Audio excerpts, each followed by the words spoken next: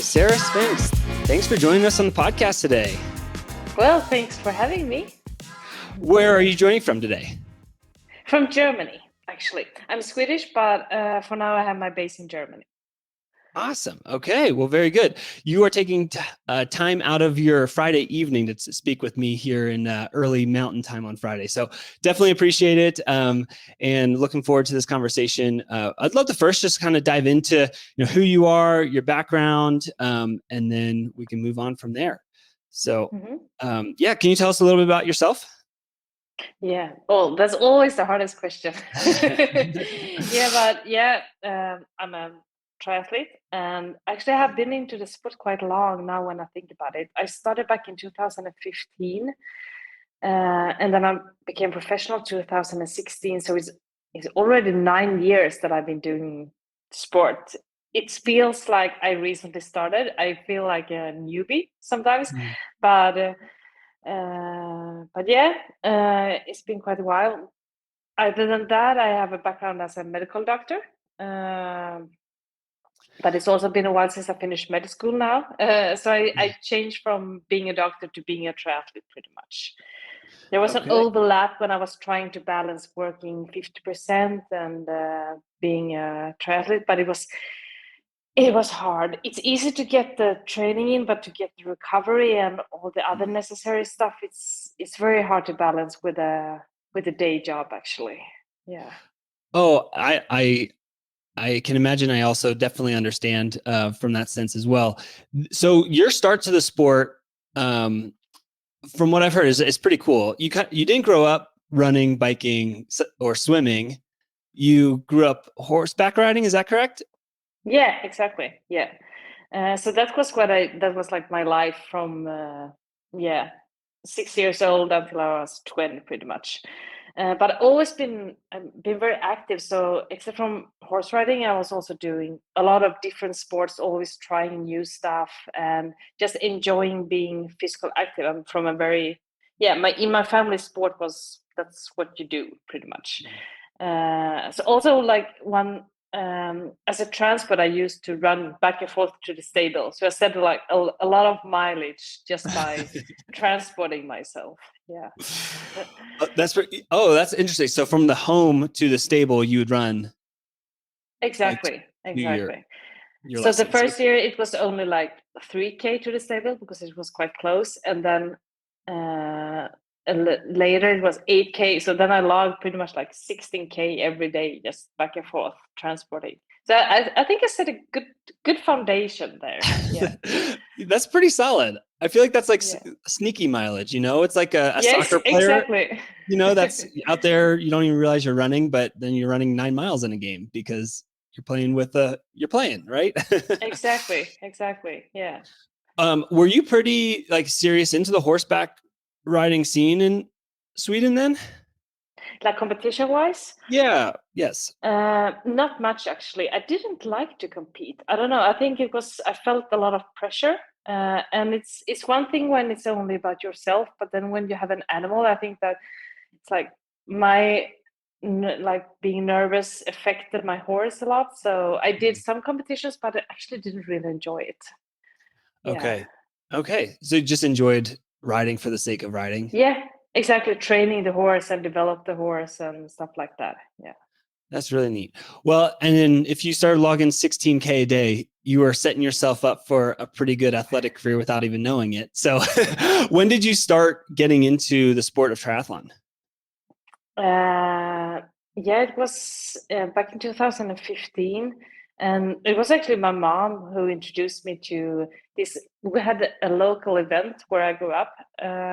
So it was a short distance, just triathlon where you can go with your commute bike. And so I tried that, and I actually thought it was so much fun from the first time. Yeah.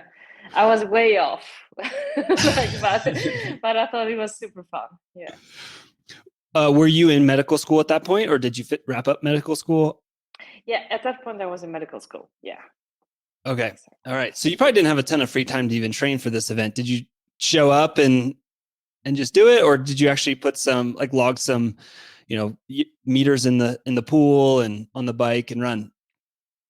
For that event, it was just more like showing up. I of course was not like completely. I knew how to swim. I was not a good swimmer, but I have learned, so I knew, yeah, the basics. And I had like this steel or aluminium racer that, yeah, Yeah. it was quite okay. It was not a triathlon bike, but it was okay. And running is just like, Get out and run. Yeah. yeah, exactly, Well, yeah. and I think that's like the beauty of the sport, because whether you have huge goals and are competing at like the highest level, or if you can just show up and jump into the pool or the open water on race day and do a triathlon, like it's a blast. It doesn't matter Yeah. what level you are, like you can have so much fun in the sport.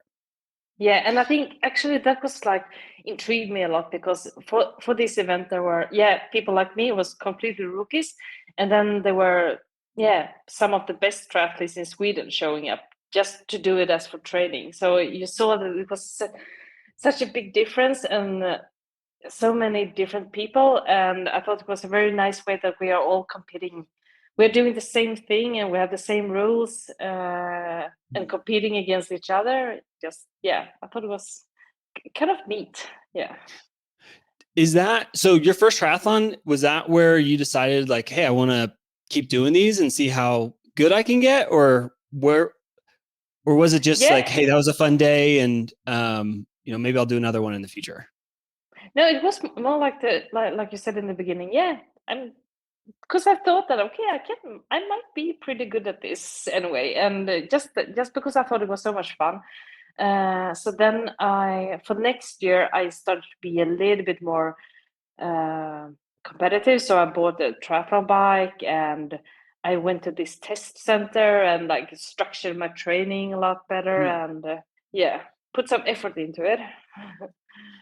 So coming into the sport fairly fresh, obviously you ran to the stable and ran home every day, so that was your running background. But did you have any background in the swim or the bike before you started No, training? no, not at all. The swimming, we had this competition in med school. Like we were competing against other like universities, and then to be able to be in the team, you needed to do two sports. And I wanted to do the running, the stafette, but then they also needed a swimmer, so I had to learn how to swim to be able to be in the team. So I got like quite okay to do 50-meter all out. So that I could do, but like open water and stuff like that, I had no clue. Yeah. Yeah, and I feel like swimming, especially, um, it's such a form and technique sport Oh yeah, yeah. that like, which out of the three was the hardest to like develop to where you are today? Definitely the swim. Yeah. I'm still struggling a lot with the swim. I found it super hard. Yeah. Is that like the main focus then in training, or do you have a pretty good balance across the three sports? I think a pretty good balance across the sport, but the swim is always what demands more focus of me, I Mm, would say. Yeah. Like yeah. also mentally, because as you said, it's a very technical sport. For running and biking, it's almost like, okay, the harder you push, the faster it goes. But for swimming, it can be the opposite, and you have to see it in a little bit different way. Yeah. Yeah, no, that's really interesting. And totally agree with you that one would probably take a lot of, I mean, the most time and focus to really get good at. So we're in 2015, 2016 now. It's only a Mm. handful of years later before you're setting like Ironman course records. So can you kind Yeah. of walk us from like, the early days of doing your first one? You got a triathlon bike, you're focusing on a little bit more. Like what was Mm. like the shift, either mentally or physically? Did you just put a lot more effort into training? Because I think 2019 was your Ironman Barcelona course record. Is that Yeah. right? Exactly. Exactly. Okay. Yeah. Yeah. So Uh, essentially 3 years from mm. your first like shorter distance triathlon to an Ironman where you're setting a course record. Yeah. Can you walk us through kind of what those years looked Yeah. like? Yeah. I think it started with like the shift when I won the Swedish nationals for the 7.3 distance, and then it was like back then I realized, okay, I can actually be competitive, even if it's a small sport in Sweden. It was still like a benchmark to get the gold medal at the nationals. So then I became a professional.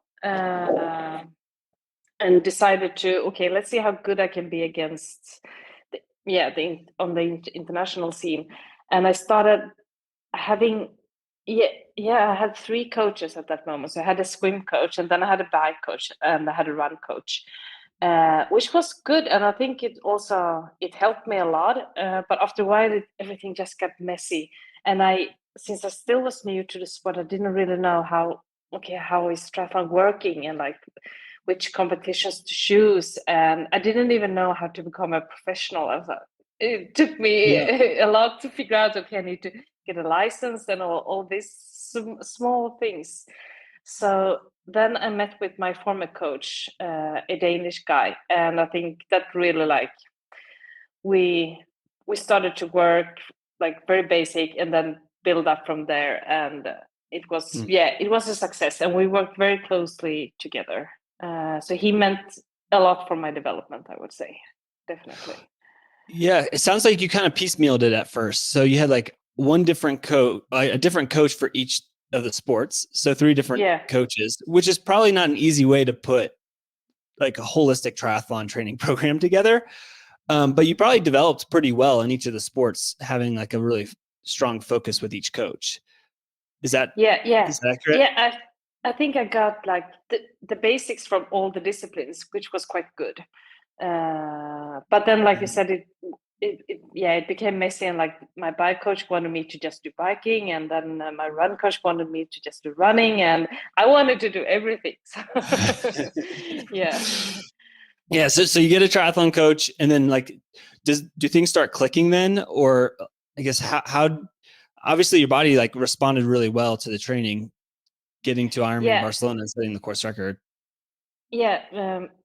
Both, I would say. It responded very good to training, but my body's also very fragile. I Mm. sometimes say that like my bones are made of crackers. It feels like it.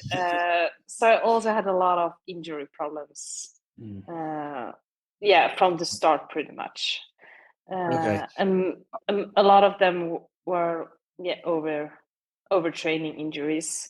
Mm. And I have my main issue has been stress fractures over and over again. Yeah. Okay. Yeah. So mainly bone injuries for the Yeah. career so far. Okay. When did they get started? Like when did you start experiencing bone injuries? Actually, after my first Ironman. So I did my first Ironman in Mallorca 2016. And I think like 2 months afterwards, I got a bone marrow edema in my tibia. And then it has been like that almost. Like it feels like I haven't had a 1 year without injuries, pretty much. So it's just been like I got into this bad spiral that I really couldn't get out, I think. Yeah. And would you say primarily then caused from overuse, like overtraining? Has that been like the main culprit, or have you now that you've kind of been in the sport for what is that, or started getting stress fractures the last 9 years or so, 8 to 9 Hmm. years? Like, have you been able to diagnose the problem a bit more and like find ways and solutions to get around that?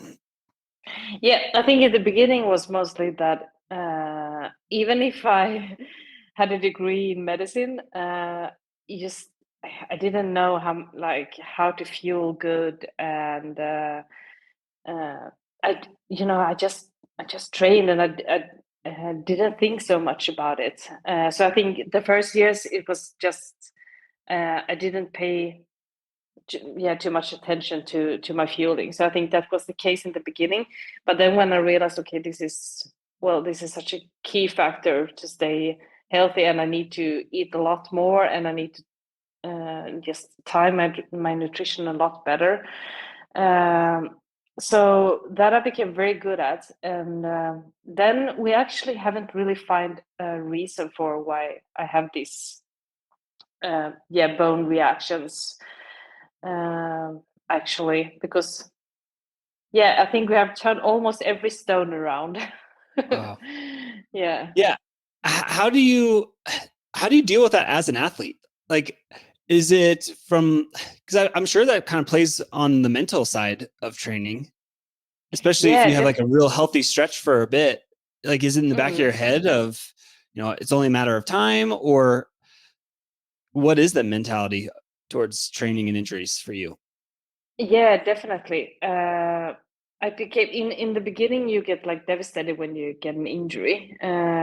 After a while, I learned, okay, I have an injury, and there in triathlon there are so many other things you can do. If you have like these bone reactions, then you can usually swim and usually bike, so you can develop that side of sport. But then mentally, of course, it's super hard, and you lose the trust in your body. So there've been a lot of times where I have felt like, okay, I can be really good in the sport, but my body is failing me. So Mhm. then maybe I cannot be as good as I want. So that has been a real struggle. It's just like regaining the trust in the body again. But then I'm also surprised because I always heal. So Mm. yeah, the body's amazing. It takes 8 weeks, and then I'm yeah. Yeah, I was actually going to ask. So you're using lever device now, but before then, what were your return to runs like? Oh, a lot of aqua jogging, a lot of cross training, ellipse. Sometimes I had access to Alter G, so then I could use that. Uh, so yeah, basically that's what I did. Yeah, and a lot of strength. Uh, yeah, that's a Okay. big part of my training routine. Yeah. But you knew about like 8 weeks from either diagnosis to return to run. Like you typically had like a 2 month timeline where you're just going to be cross training a lot and working on the other aspects, the swimming, the biking, and then the aqua jogging portions. Exactly. Yeah. Exactly. Yeah. Yeah. So Ironman Barcelona. I'd love to talk about that and Cozumel Yeah. too, real quick, because you said like really, really fast course records at both of those. Um, Did you like, was it a pretty healthy stretch of training leading up to both of those races? Like, or did you see like a difference in your build up to those races than, other seasons? Yeah, I think it was for Barcelona. I came out from Kona 2018, where I got a stress fracture in my sacrum 1 week before the competition. Mm, So that was sad. So then of course, I had to take time off, but then I had pretty solid build, and could train a lot before Barcelona. And I felt, I had a good build up for at least, it was almost a year that I was injury free, and could do a solid build up. And I used the Alt G in the beginning there, I remember, to get back to running. And yeah, that preparation was really good. And then COVID hit mm-hmm. after Yeah. Barcelona. So then we had 2 years with pretty much no racing. And then for Cozumel, I I had I was injury free, but I was dealing with heart problems after COVID, because I got Mm, COVID during the summer there. So approximately 6 months before Cozumel. mm. So no injuries, but 2 months with no training, pretty much, where I was only allowed to do, yeah, long walks, yoga, a little bit of Wow. strength, everything that kept my heart rate down. Mm. And then I could slowly build the training back again. Yeah. So it was a little bit of both. Like Barcelona was a good lead up, but Cozumel was a little bit, yeah, A little shorter sketchy. of a build. Yeah. Yeah. So when you had COVID and then the heart problems that came on the backside of that, did it just take time to heal essentially? Yeah, I had a big trust in my doctors. They said that we have seen this in a lot of patients with COVID, and we have also seen that it goes away. So you will be fine. Just take time. And I was allowed to do everything that didn't, yeah, increase my heart rate too much or like cause Mm. any pain. Mm. So I felt I was kind of calm, and I knew I was gonna be good. I just needed to, yeah, give some time. But in the beginning, before I really know what was going on, then I was devastated. I remember I made like plans. Okay, what can I do if I can't do sport anymore? And Well, yeah, I was actually kind of curious. So like 2 months of a very low activity besides you going on walks, how did you fill your days? yeah, long walks. Okay. Yeah, and yeah, just doing things that I have missed out on. Pretty much hanging out with friends and Mhm. yeah, friends and Yeah. family and stuff like that. And then 2 months flies by quite quickly. Yeah. Yeah. Yeah. No, that makes sense. And, Cozumel is like a late year race, right? It was end of Hmm. 2021 or so. Exactly. And I think I think I saw that your overall time was an 8:22 that day. What Yeah. was that day like? Was it just like a surreal moment of racing, or like were you in the zone all day? I mean, obviously you put three really solid segments together. Can you kind of walk us through uh, that race day? Yeah. It was. Cozumel is known for being a fast course, so I know it's going to be fast, and I knew the conditions that it's always hot and humid, but there was no like very no yeah, it was like not this, what do you call it, like burning sun. So on the forecast you could see that, okay, there will be some clouds and there will be a lot of rain. So for the start we had a lot of rain, we were totally soaked. Hmm. But I guess that was, yeah, pretty good because then it kept the heat down. The swim is very undramatic, it's a downstream swim, so it's easy and the water is amazing. You actually kind of have time to enjoy a little bit of the of the fish. And then for the bike, yeah, it was raining and it was pouring. So parts of the roads were flooded, but it was still like no wind. So it was also again very fast conditions. But I think the rain slowed us down a lot, and also a lot of other athletes had gear problem. I was lucky not to have that, and I felt good and strong on the bike, and I knew I was strong on the bike at that moment. I think I was in off the bike. I was in third position, but back then I also had kind of good confidence in my run ability. So after I think 10K, I took the lead, and I knew if I just can run steady now, it will Mhm. be okay, and I will take this. I will take this win, and I so badly wanted to win. That was, yeah, Was that your some first of race the, back after COVID? yeah, it was. So No, that's no, got to be no, so. no. I Okay. did I did another race, but I had to drop out because yeah, because I was ill. I think I had an infection or something like that. I didn't know, but I couldn't keep any nutrition. And then the day Mm. after the race, I woke up with a sore throat and everything like that. So Mm. I had like a DNF, and so Cozumel was the first race I finished after COVID. Yeah, Okay. So that's got to feel even more special. It's almost like yeah, almost a part two of the career of triathlon. Like after COVID, not racing for 2 years, first real race mm, back in the Ironman distance, and you go out and you crush it, course yeah, record and a win. That's huge. yeah. That was And, huge. Yeah. and I feel like you've also continued to build momentum because I mean, fast forward till now, like a couple weeks ago, you had a super stellar race. That was super loaded women's fields. You got third at 70.3 Mallorca. Has What's been this year of like training so far? How would you describe like 2024? Yeah, it started off again a little bit shaky. Last year, I was suffering a lot from injuries. I had a stress reaction in my tibia again. That actually the doctors missed on the first MRI we did. So then so now I went back a little bit before just to have an explanation. But I raced Frankfurt with that stress fracture. And then I realized, okay, something is really, really off here because I had so much pain and it cannot just be like any muscular thing. So then they saw, okay, there is a stress fracture. Took time off, this was maybe a little bit stupid of me, but I was very eager to race Kona.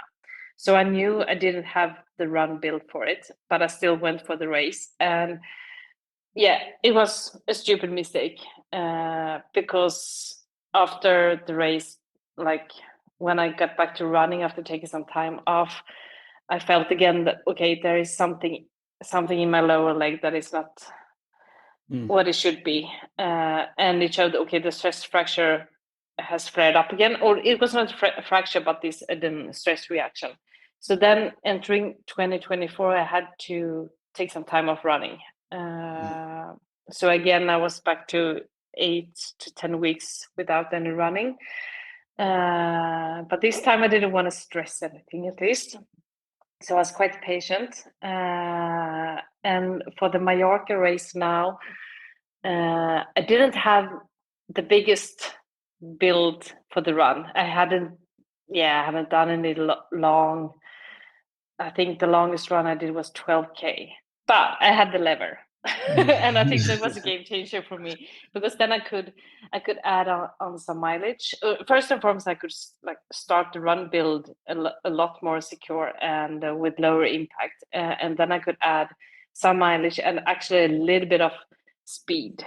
So I got the neuromotoric stimuli to go a little bit faster because I haven't done any intensity for the race either. So I was quite uncertain about how I would do on the run. So I guess that's a good point. So you started using lever for the first time after this last stress reaction, like post Kona injuries, and then starting up earlier this year. Was your first time using it? Yeah. Okay. Exactly. Did you try it before that, or was that truly your first experience with the system? It was truly my first experience. I have just talked to people around me that I knew was using it, and they were very, very satisfied. And since I have experience from the Alter G, I figure, okay, this will be pretty much the same, just very easier. Yeah. And You can yeah, have I one at would the hills. say exactly, and I would say the experience is pretty much the same as an Alter G, but it is easier. It's easier and faster to set up, and also you you don't get so. Of course, when you run on a treadmill, you always get sweaty, but in an Alter G, you get super sweaty. You're like Yeah. swimming pretty much. There's So no yeah, airflow from the hips down, right? exactly, yeah. Yeah. So it was for great experience from the first time, I would say. Yeah. Okay. And then, so this return to run, did it look different than your previous return to runs? Like, did you do anything as far as, like, did you introduce running earlier than previously? Or, I guess, yeah, before you kind of were aqua jogging a bunch in the 8 weeks of taking off, do you still follow that same protocol, or did you use like a different protocol since you had the lever to come back with? Um, almost the same protocol because I started to use the lever after the 8 weeks. I didn't have Okay. access to it before. Otherwise, I think it would have been a little bit different. But I think it was more that I changed or just like switched some of the sessions that I usually would do outside or on normal weight, but and then I just changed it to a lever, which just kept the impact a lot lower, I would say. So I think I kept almost the same protocol. I just changed every second session to do with the lever to be even more careful about the start. Yeah. Yeah. And so obviously we're only, 5.5 months into the year so far. When did you first have your first like pain-free run this year? Like what month was that? Like real run, or do we count the run walks or? Well, yeah, whatever you want to give us. Yeah, but real run. Well, of course, if you say real, yeah, maybe Mallorca. Then of course I was pain free, but like Wow. when you do Yeah. like a real, what you can call running. Yeah. Yeah. Like if like an outdoor run, like a real full outdoor run was Mallorca was your first pain-free run this year. Yeah, I would. Yeah, I would say so, definitely. And that I think that was also. I was talking to my coach before the race. I was like, I'm so excited to race because I have no pain, Mm. and this will be so much fun to actually enter a race without, yeah, feeling any pain and don't worrying about. Of course, I was worrying about my run shape, but I was not worrying about injuring something or anything like that. And that was, yeah, mentally it was really a really nice feeling. So was your build, and I don't want to assume anything, but was your build primarily on with lever, like at a reduced body weight before Mallorca then? Every second session I did with the lever system. Yeah. Okay, every second. So like every other Yeah. run was with on the lever system, and then you'd go outside and then back on lever every other day or Exactly. so. Exactly. Yeah. Okay. What was like at your height? Like what was, because I'm assuming your total run volume was lower than like a Mm. typical build. Like what percentage of your run volume were you at compared to like a fully healthy like training build? Oh, a lot less. I always, when I start after injury, I always have 48 hours between my runs. So that will mean 2 to 3 sessions a week. And my longest run was 60 minutes.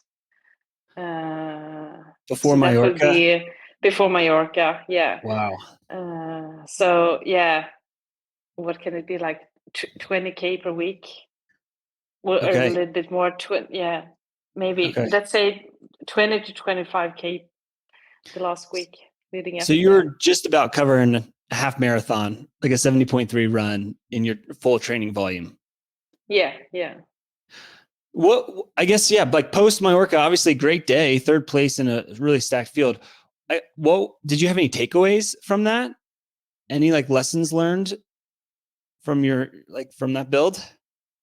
Uh, from the run build or from Yeah, just overall, like overall? Yeah, I think what's really impressive is like you were able to show up, you had confidence and competed, got third in a really stacked field on like a lot lower of training volume on the run side than previously. Like on I guess when you were running in the race, what was your mindset? Like this is amazing, or I don't know if I'm going to be able to run the full distance. I haven't run a full distance 70.3 in a long time. Like, I guess where was your mind at? yeah.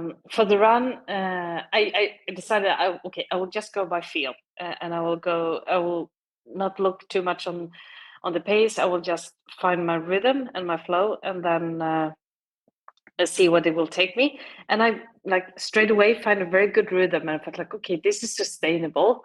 And I looked at the pace. Okay, it's quite decent pace for not running much. And but I was a little bit worried when I came to around 15K. I was like, okay, now maybe the hammer will hit me now.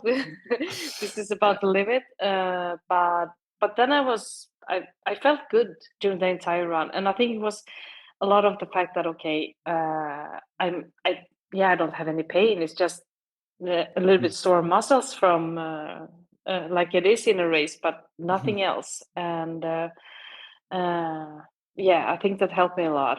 Yeah.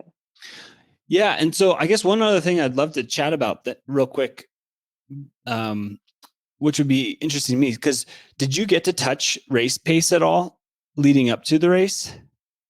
Yeah, I did 4 times 4 minutes race pace 2 days before. 2 days before. That was Yes. your first time touching race pace. Okay. And was that Exactly. outside? Yeah. Yeah, it was outside. So that was actually without the lever. Okay. Yeah. Okay. Mm. Just kind of like a body test of like, how am I feeling right now? Exactly. Exactly. Yeah. And it's like, if I would have felt bad, I guess it could have ruined the race pretty much. But I felt good that day. So maybe that was also a thing that, okay, yeah, Big I can do confidence. this. Yeah. Yeah. Yeah. And then, I mean, with your build too, just from the lever standpoint, like, did you like play around with like increasing your speed on the treadmill? Because Yeah.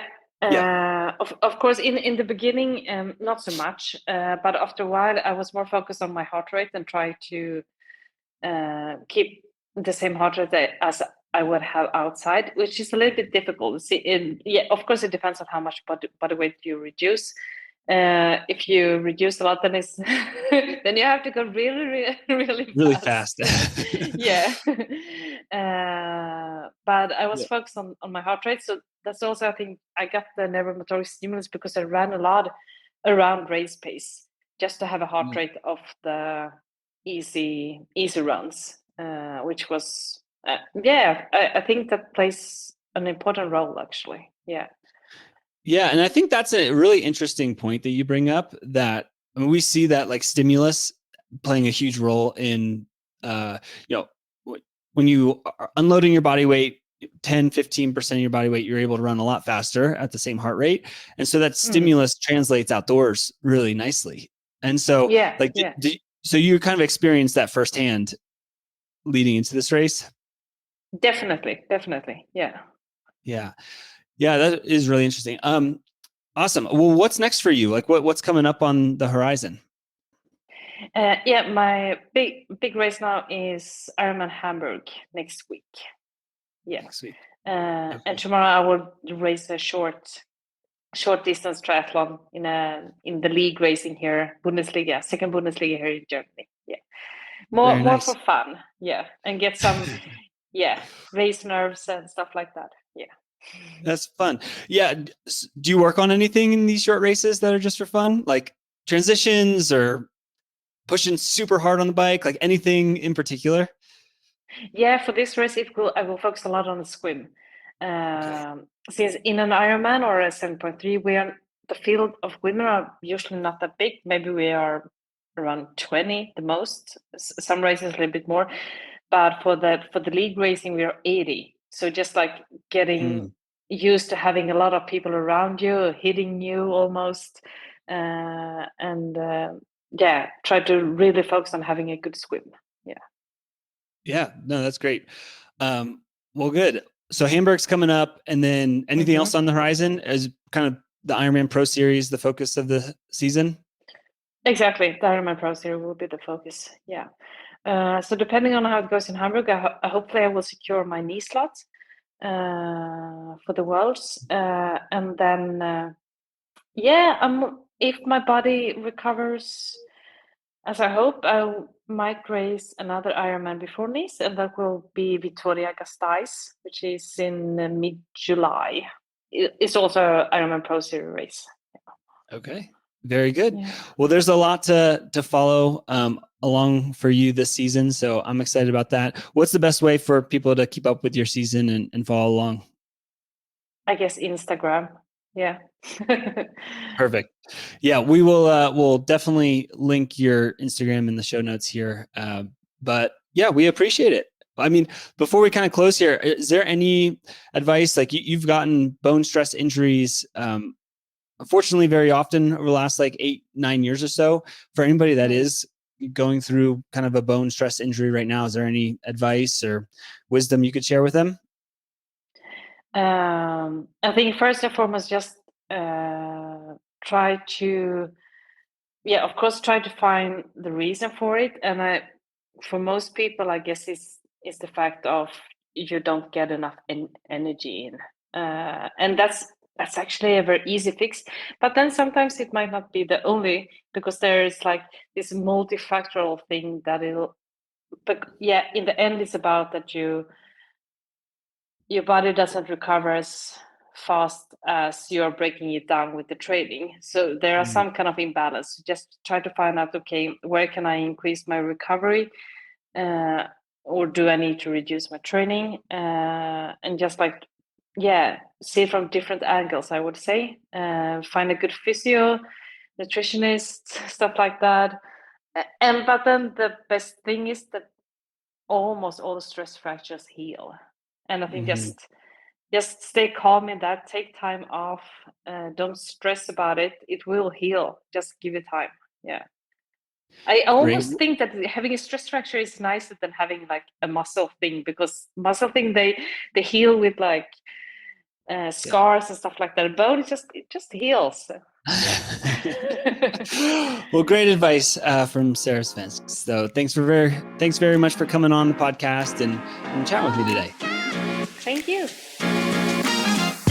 2, 1, yeah! Thanks for listening to today's episode. If you're interested in learning more about incorporating a lever system into your training, follow us on Instagram @levermovement, or even follow me on Strava to learn how I incorporate lever into my training for ultras. Until next time, keep running.